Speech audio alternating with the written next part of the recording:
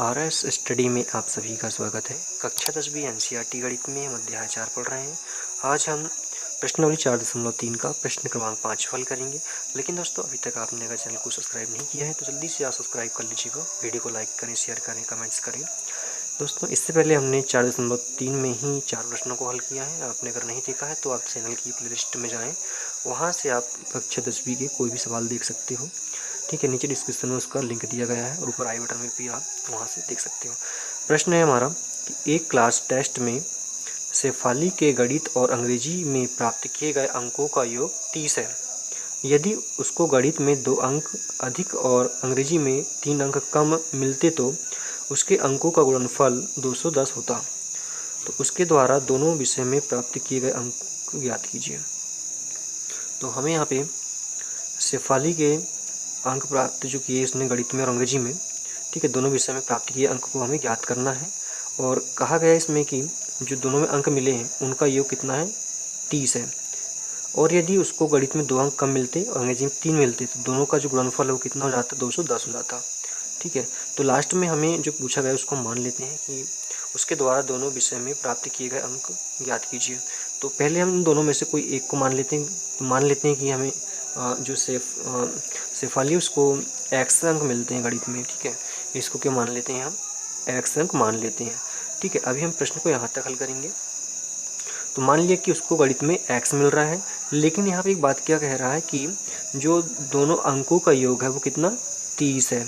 तो मान लेते हैं कि गणित में इसको कितने मिले हैं, एक्स मिले हैं, और टोटल दोनों कितना है, 30 है।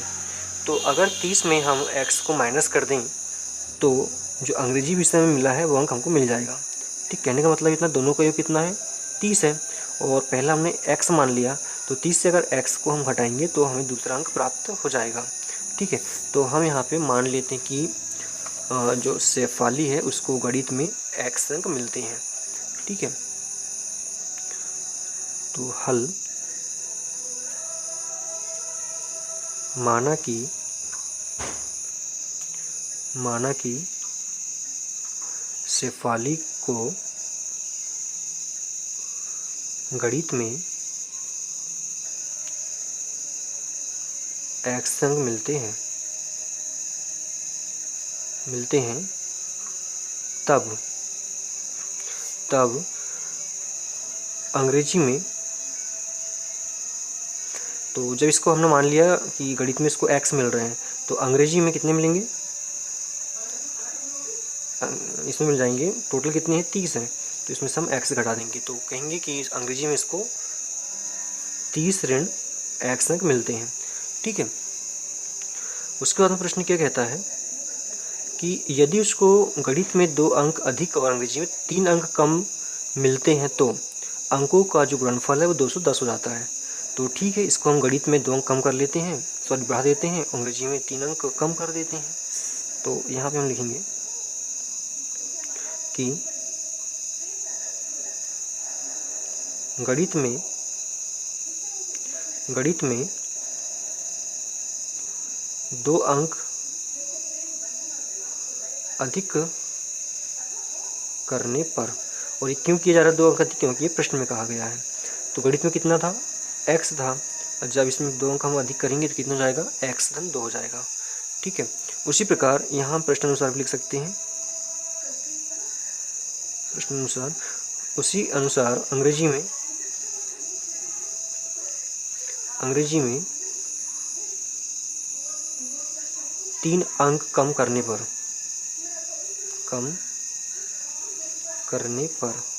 तो कितना हो जाएगा, ये पहले तो था 30 ऋण x था, और जो 3 अंक इसमें कम कर रहे हैं तो कितना हो जाएगा, 30 में से 3 गया तो ये हो जाएगा 27 ऋण x हो जाएगा।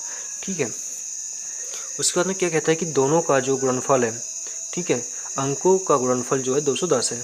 तो अंकों का मतलब जो गणित में अंक मिले हैं और जो अंग्रेजी में अंक मिले हैं, गणित में कितने मिल गए इसको, x धन 2, और इसका गुणा हमें कर देना है जो इसमें अंग्रेजी में मिले हैं उसमें, बराबर कितना हो जाता है दोनों का, 210। ठीक है, तो यहाँ पे जो गणित में मिला था x धन 2 ये हो गया, और ये हो गया अंग्रेजी में मिला था, और दोनों का गुणनफल कितना, 210 है। तो यहाँ पे 210 हमने कर लिया है। अब यहाँ पे दोनों का हम गुणा कर देते हैं। तो गुणा करने पर जब x गुणा 27 के साथ होगा तो ये हो जाएगा 27x हो जाएगा, ऋण x गुणा x के साथ होगा तो ये x का वर्ग हो जाएगा। अब धन 2 का गुणा हम इस पूरे के साथ करेंगे तो ये हो जाएगा 2 को और 27 के साथ होगा 7 दूनी 14 का 4 हासिल का 1, 2 दूनी 4 और 1 5 54 हो जाएगा। फिर उसी प्रकार यहाँ पे ऋण का 2x हो जाएगा और 210 का 210, इसमें कुछ भी चेंज नहीं होगा 210 में। अब यहाँ पे हम देख रहे हैं कि 27x है और यहाँ पे ऋण का 2x है, दोनों आपस में घट जाएंगे तो यहाँ पे शेष हो जाएगा 25x ऋण x का वर्ग धन यहाँ से 54 और 210 को इधर लेकर आना है और बराबर में 0 हो जाएगा। ये धन का इधर जाकर ऋण का हो जाएगा। बड़ी घात वाला क्या है, -x वर्ग है तो ये जाएगा यहाँ पे धन, उसके बाद में छोटी घात वाला 25x और ये आपस में घट जाएंगे यहाँ से। तो देखते हैं कितना बचेगा, 10 0 का हो गया 10, 10 में से 4 गया तो ये हो गया 6 और यहाँ पे हो गया 0, फिर से 0 का 10, 10 से 5 गया तो 5 और यहाँ पे 156 लेकिन ऋण का, ठीक है, बराबर में 0 हो गया। तो यहाँ पे हो गया ऋण का, लेकिन इसमें हम पूरे में ऋण का जब गुणा करेंगे तो इस चिन्ह जो है वो परिवर्तित हो जाएंगे, ठीक है, जो धन का है वो ऋण का हो जाएगा और जो ऋण का है वो धन का हो जाएगा। इस तरह से एक समीकरण हमें मिल गया। अब इस समीकरण की तुलना हमें किससे कर देनी है, इससे हमें द्विघाती समीकरण से कर देंगे। द्विघात समीकरण ये होता है तो इससे a b c के मान मिल जाएंगे और इस द्विघाती समीकरण में या सूत्र में इसके मान रखेंगे तो हमें यहाँ पे 2 मूल प्राप्त हो जाएंगे जिससे हम अंकों का मान निकाल सकते हैं, ठीक है। तो यहाँ पे हम लिखेंगे कि इसको हम समीकरण नंबर 1 कर लेते हैं। तो लिखेंगे यहाँ पे समीकरण 1 की तुलना द्विघाती समीकरण या द्विघात समीकरण ax का वर्ग धन bx धन c बराबर 0 से करने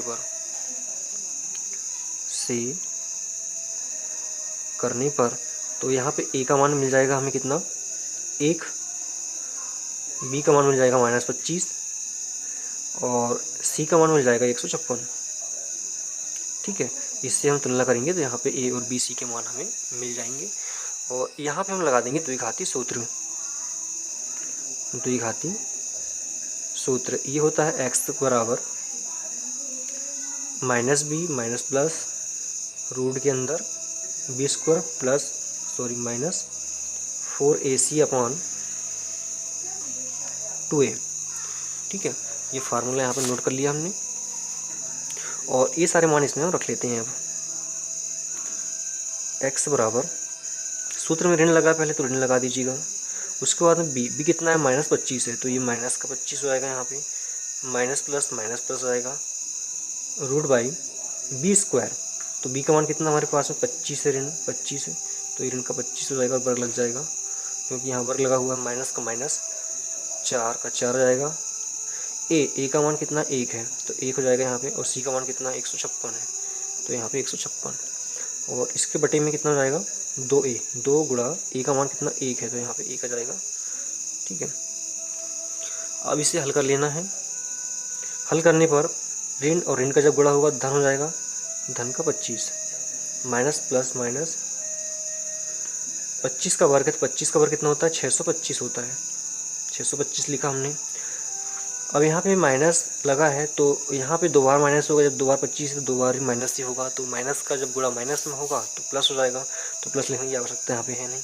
माइनस 4 का गुणा 1 में होगा तो 4 ही आएगा, 4 का गुणा जब 156 में होगा तो देख लेते हैं 4 का गुणा 6 से होगा तो 4 6 24, 24 का 4 हासिल का 2, 4 पंचे 20 और 2 22, 22 का 2 हासिल का 2, 4 कम 4 2 6, 124 हो गया यहाँ पे बटे 2। तो यहाँ पे अब क्या हो जाएगा कि एक बार हमें ऋण और एक बार हमें धन लेना है, लेकिन उससे पहले इसको आगे हल कर लेना है। तो आगे हल करने पर देखते हैं क्या मिलेगा। यहाँ पे आगे हल करने पर मिल जाएगा x बराबर 25 में कुछ परिवर्तन नहीं होगा। अब 625 से 124 को हम घटाएंगे तो 1 बचेगा यहाँ पे बराबर में 2। हम चाहे तो इसे और आगे हल कर सकते हैं। आगे हल करेंगे तो 25 ऋण धन 1/2 इतना हो गया। अब एक बार धन का चिन्ह लेना है, लेने पर तो ये हो जाएगा x बराबर 25 धन 1/2, 25 और 1 हो जाएगा 26/2, 2 1 कम 2 और 2 1 कम 2 और 2 3 6 मतलब 13। ठीक है, एक मान हमें यहाँ पे 13 मिल चुका है। और ऋण का जब निशान लेंगे हम लेने पर तो x बराबर 25 ऋण 1/2, तो ये हो जाएगा कितना 24/2, इससे काटने पर 12। तो हमें x का मान 1 मिलता है 13 और 1 मिलता है x का मान 12 मिलता है। ठीक है, 2 मान मिल जाते हैं हमें। अब इसमें से हम चाहें तो एक मान सकते हैं गणित के अंकों का और एक मान सकते हैं हम किसके, अंग्रेजी के अंकों का। ठीक है, लेकिन यदि हम पहले 13 रखते हैं मान, यदि हम 13 लेते हैं, 13 लेने पर, क्योंकि प्रश्न में हमने पहले माना था इसमें कि जो गणित के अंक है वो कितने x है, तो जब हम 13 ले रहे हैं x के बराबर में, तो 13 लेने पर शेफाली के गणित के अंक कितने जाते हैं 13, तथा अंग्रेजी में कितने जाएंगे, हमने यहाँ पे माना था 30 ऋण x, तो 30 का 30 हो जाएगा, ऋण x का मान कितना हो जाएगा 13, तो ये हो गया 17। ठीक है, तो अंग्रेजी के 17 और गणित के 13। अगर हम x के बराबर में यहाँ पे 13 लेते हैं तो यदि x के बराबर में यहाँ पे अगर 12 होता है तो गणित के अंक x बराबर 12 होंगे, तथा अंग्रेजी में 30 ऋण x था, तो 30 का 30 ऋण x जगह 12 हो जाएगा, तो ये हो गया 18। तो अंग्रेजी में कितने 18 हो जाएंगे। इस तरह से दोनों को अलग अलग मान रखने पर अलग अलग मान हमको प्राप्त हो रहे हैं। तो इस प्रकार से हल करना है और ये हो जाएगा हमारा क्या उत्तर। ठीक है, अगले वीडियो में अगला सवाल हल करेंगे हम। धन्यवाद।